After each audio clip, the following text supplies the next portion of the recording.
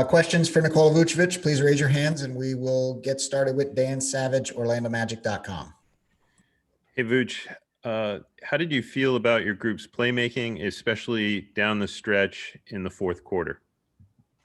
I thought towards the end it was much better. I felt like we had stretches during the game when we didn't move the ball as well. We didn't create for each other as well. We're stagnant offensively, and it was hurting us. And I felt like in the fourth, once we started finally doing that consistently, we were able to build a lead and finish the game off. So it was good that we finished strong, and also on the defensive end as well. But yeah, so it was. It's important for us to play that way consistently if we want to have a chance. Josh Robbins, The Athletic.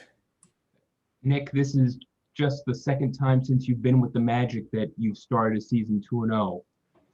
Last time happened your first year here. How encouraged are you by this start? It's always good to start on with 2 wins. I mean, it's easier to play from ahead as well, but it's still early. We still have a lot of work to do. So, we have to understand that, not overreact to it. But yeah, it's always good to start with 2 wins other than 2 losses. But I think that what's helped us is that we have the continuity of having a lot of same players, a lot of same rotation, and it helps especially now that we have Cliff for a 3rd year. That also helps. You have that continuity. I think it's given us a bit of an advantage maybe early on. Back to Dan Savage. Vooch, what did you see from Markelle, especially late in the fourth quarter? And when you're playing alongside a guy like that, how ready do you have to be for a pass at any time? And, I'm specifically referring to that no-look pass late in the fourth quarter to you. Yeah, I'm always ready with Markelle. I think him and I over, the course of last year, we were able to build a very good chemistry on the court. And so in our 2-man game, I'm always ready to receive the ball for him. And a lot of times, even when he goes up or if he looks like he won't be able to, now I know that, still to be ready. So, but he was good for us, especially at the end. He had that and one in the fast break. He had a tough finish on that up and under he had as well. So he made some big plays for us down the stretch. But yeah, I think that the whole team is getting more comfortable to play with him. He's getting more comfortable playing alongside us. And as the year goes on, we're only going to, build that chemistry, all of us. Kendra Douglas, West. You kind of touched on what I wanted to ask you about, which is the continuity of this team, and talk a little bit about just how well or the potential that you guys have or potential you guys can be now that you guys are all together. And yeah, you've played 4 preseason games, but knowing that you have these 2 games and you guys look so good gelling and meshing well together, talk a little bit about that potential of what you guys can be moving on this season.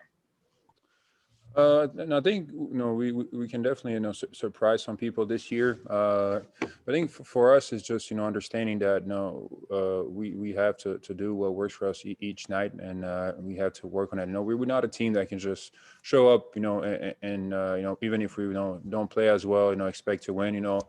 We're a team that has to bring it every night, on both ends of the floor. We have to defend very well. That has to start there. And offensively, when we play like we did in the fourth, when we really share the ball, we play for each other. We have movement. We can be dangerous. We have a lot of guys that can score.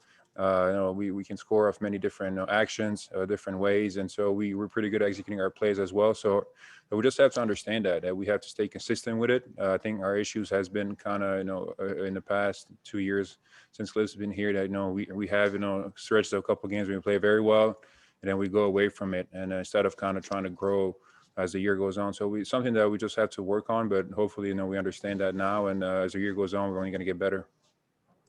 Josh, did you have another? I did, yes, thank you. How encouraging has Terrence's start to the season been, Vooch?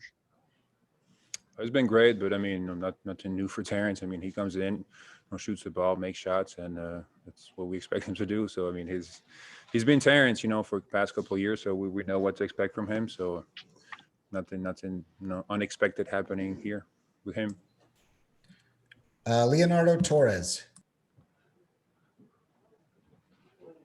Hi, Nick. In the bubble, there was no audience, but it was a small stadium.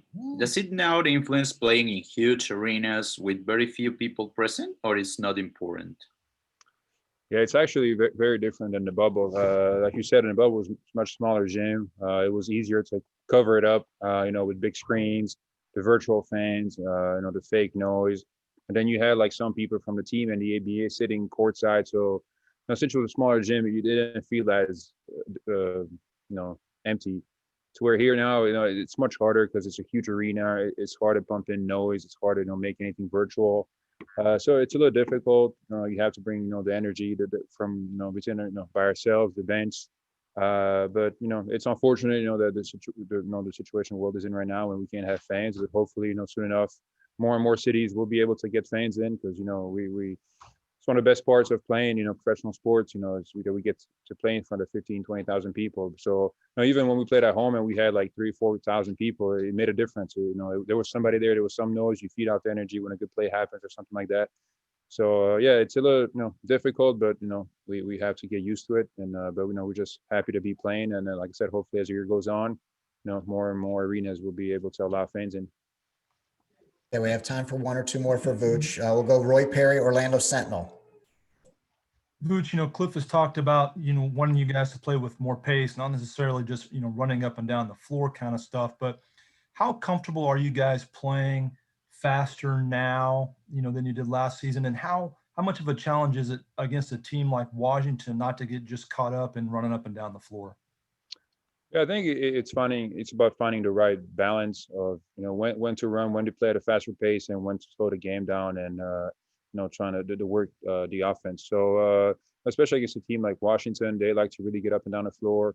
It's important not to get caught up. And I felt like at one moment we did in the third, and it's hurt us. And then we were able to regroup and kind of play our game. But I think it all depends. I think a lot of it is going to depend also on our defense. If we're able to get stops, steals, rebounds, and get out there quickly, we can use that. I think off made baskets, I think we can, try to play more, set plays offensively and slow the pace down. So it all kind of, as the game goes on, it all depends what type of game it is. So I think it's about mixing it up. Last question for Nick Vucevic goes to Dan Savage. Vooch, you're in a situation now where you play the same team back-to-back nights in the same city. You'll probably have to do that a number of times this season. What do you think are the key elements in that type of situation, and how do you go about making adjustments from one game to the next? I don't think you make too many adjustments. It's a quick turnaround. It's back-to-back, so you can't really make a whole lot. There's a few things that we can look at and see what we didn't do well, what they hurt us with, and maybe we can adjust a couple of things. But I think it's just about just being prepared, playing your game, executing what you need to do and play. And obviously it'd be a little different. We've done in the past, maybe I think since I've been here, maybe twice or three times, and it's a little unusual, but it is what it is. I think it's just about being prepared and ready. But I think it's not like in the playoffs where you kind of go game to game and you can make bigger adjustment things here. Since it's a quick turnaround, just got to come ready to play and execute your stuff. Thanks, Nick.